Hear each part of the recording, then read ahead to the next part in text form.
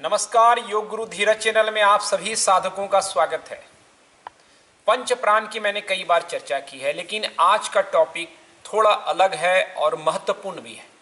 खास तौर पर पति पत्नी यानी जो वैवाहिक जीवन जीते हैं उनको ध्यान में रख करके, उनकी सवालों को लेकर के, उनकी समस्याओं को लेकर के जो वो 1 to 1 बात करते हैं, पूछना चाहते हैं, उस तमाम चीज़ों को ध्यान में रख करके है कि जो 5 प्राण है वो अलग अलग तरह से हमारे कार्य को एक्टिवेट करता है।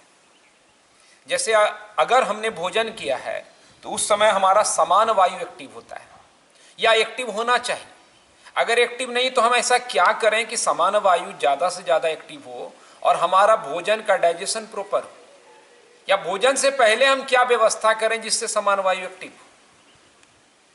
अब उसी तरह अगर जैसे अपान वायु है, ये क्या करता है, हमारे बॉडी में एलिमिनेशन यानी गंदगी को साफ करने की, यानी मल मूत्र का निकासन हो, सेक्स संबंधित चीज़ें हों, जब हम इंटरकोर्स में होते हैं तो अपान वायु हमारा सपोर्ट करता है। अब गफलत क्या होती है उसी को लेकर के आज का वीडियो है कि आज के दौड़ में, भाग दौड़ के जीवन में एकदम से हमारे पास वक्त नहीं है। इवन पति पत्नी के पास एक दूसरे के लिए भी वक्त नहीं है, और कभी वक्त होता है तो वो इतना इम्बैलेंस टाइमिंग का है कि वो किसी न किसी रूप में हमारे अंदर आनंद सुख देने की जगह, प्रेम बढ़ाने की जगह, लेटर एज में वो डिजीज को और आयुष की कमी को इंगित करता है। ज़्यादातर समय में क्या हो रहा है, महानगरी की सभ्यता में हम लेट नाइट खाते हैं, भोजन करते हैं, और उसके बाद कभी पति पत्नी के बीच में जो एक संबंध की प्रक्रिया है वो आगे बढ़ती है। तो क्या होता है कि ठीक उस समय समान वायु हमारा एक्टिव होना चाहिए ताकि भोजन पाचन हो, लेकिन हम अपान वायु को उससे कहीं ज़्यादा एक्टिव करते हैं, क्योंकि सेक्स के हर एक्टिविटी में आपके अपान वायु का सपोर्ट होना चाहिए, अदरवाइज वो उस स्वरूप में प्रकट नहीं हो पाएगा। अब दोनों वायु एक साथ जब एक्टिव होना चाहता है तो वाजिब तौर पे अपान के ज़्यादा एक्टिव होने से समान में डिस्टरबेंस आता है। तो भोजन का जो पाचन प्रक्रिया है, या भोजन से जो हम ऊर्जा ले सकते थे, या जो डाइजेस्टिव सिस्टम है हमारा, चाहे पेट हो, आंत हो, लीवर हो या पेनक्रियाज हो, वो सब में एक गड़बड़ी पैदा होती है। इसलिए आज के समय में आप देख रहे हैं कि ये जो इम्बैलेंस पैदा हुआ है, पहले के ज़माने में लोग सूर्योदय से पहले भोजन करते थे, यानी अर्ली फूड ले लेते थे 6 बजे 7 बजे, और अगर कभी इस तरह का पति पत्नी के बीच में संबंध का बात आती थी तो वो 2-3 घंटे के बाद होता था। तो दोनों वायु को एक प्रॉपर समय मिलता था बैलेंस होने के लिए, और कोई एक दूसरे को डिस्टर्ब नहीं करता था। लेकिन आज जैसे ही भोजन के बाद अगर कभी भी अंतरंग संबंध बनते हैं तो वो कहीं ना कहीं हमारे अपान वायु और प्राण समान वायु दोनों को डिस्टर्ब करता है, और ये दोनों के डिस्टर्ब होने से फिर प्राण वायु हमारा डिस्टर्ब होता है।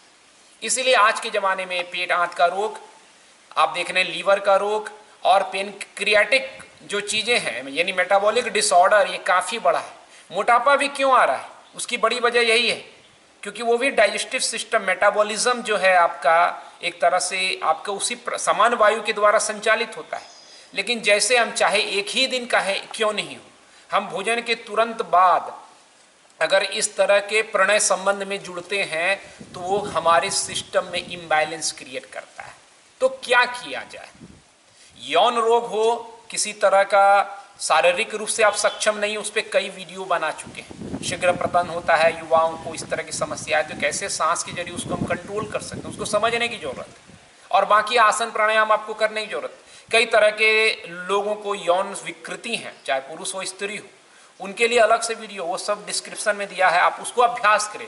यहाँ जो वीडियो है ये समझ विकसित करने की है कि पहली जो गलती हो रही है कि भोजन के बाद, चाहे आप कभी भी करते हैं, कब एक दिन करें या 5 दिन में करें, लेकिन इस तरह के संबंध से आपका प्राण जो है डिस्टर्ब हो रहा है, समान वायु अपान वायु, और इससे कई तरह की समस्या हो रही है। समान वायु का मैंने बताया, और अपान से संबंधित समस्या होने से क्या होता है कि जैसे महिलाओं में मेंस्ट्रुअल पीरियड डिस्टर्ब हो सकता है, क्रैम्प हो सकता है, या यूरिन से रिलेटेड इन्फेक्शन हो सकता है, या दूसरे तरह के कई भी रोग गर्भाशय से रिगार्डिंग हो सकते हैं। तो एक अंतराल होना चाहिए। तो ऑप्शन क्या है कि आप भोजन जब करें तो समान वायु को एक्टिवेट करने के लिए, जैसे उस समय वज्रासन में बैठे हैं, आप भोजन के बाद 3 प्राणायाम का जो मुख्य वीडियो है उसको अभ्यास में करें। एक स्पेस रखें कि हम जल्दी भोजन कर लें, आज 7 बजे 8 बजे कर लिए तो उसके 2-3 घंटे के बाद आप इस तरह के प्रोसेस में संबंध में आगे बढ़ें। इमीडिएट भोजन के बाद इस तरह की चीज़ें आपके दोनों वायु को डिस्टर्ब कर सकती है। बस इतना सा ही आपको ख्याल रखना है। और पहले से समान वायु अपान वायु गड़बड़ है तो पंच प्राण के लिए क्या वीडियो है उसको समझें, अभ्यास में लाएं और नियमित अलग से योगाभ्यास यानी आसन प्राणायाम रिलैक्सेशन टेक्निक को अपनाएं। ये तमाम चीज़ों का ध्यान रखें, इस तरह की समस्याओं से निजात मिल सकती है। तो आज इस वीडियो में इतना ही, धन्यवाद। आप एक स्वस्थ हेल्दी चर्चा को आगे जरूर बढ़ाइए, क्योंकि इससे कई तरह की समस्याएं पैदा हो रही है। इस तरह की स्वस्थ चर्चाएं से इस तरह की समस्याओं को वो समझ पाएंगे और घर में जो रोग पैदा हो रहा है हम ही आपसी वजह से उसको हटाया जा सके और सुखमय वैवाहिक जीवन का सफर में आप आगे बढ़ते रहें। धन्यवाद, शुभकामनाएं, हरिओम।